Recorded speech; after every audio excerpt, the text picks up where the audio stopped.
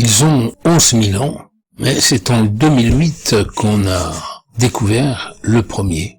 Et oui, des humains ont vécu au cours des années dans cette région, et c'est un peu par hasard qu'on a découvert d'abord des urnes contenant des cendres humaines, qui étaient restées là depuis 600 environ avant Jésus-Christ. Et puis, une autre fosse ovale, qui avait révélé le début d'un squelette humain, qui était dans une position étrange avec les genoux remontés vers la tête, quasiment en position fétale.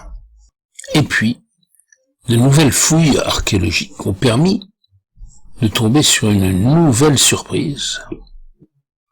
À côté du premier squelette, un autre crâne, datant tous deux de la période du Mésolithique, c'est-à-dire de la première période post-glaciaire.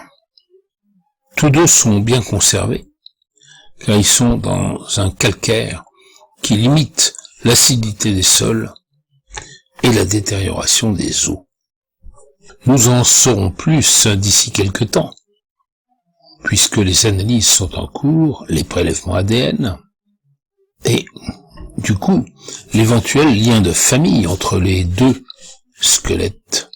Avec l'ADN, on peut remonter jusqu'à 2 générations. Et on peut savoir s'il s'agit d'hommes ou de femmes. Par contre, déjà, on sait que ce sont des personnes qui avaient au minimum 30 ans. Pas tout à fait des vieillards, mais quand même, pour l'époque. Le questionnement des archéologues, c'est de savoir d'où sont issus ces individus. D'Afrique du Sud ou d'Europe de l'Est. En tout cas, restons attentifs à ce qui vient dans notre région du Mésolithique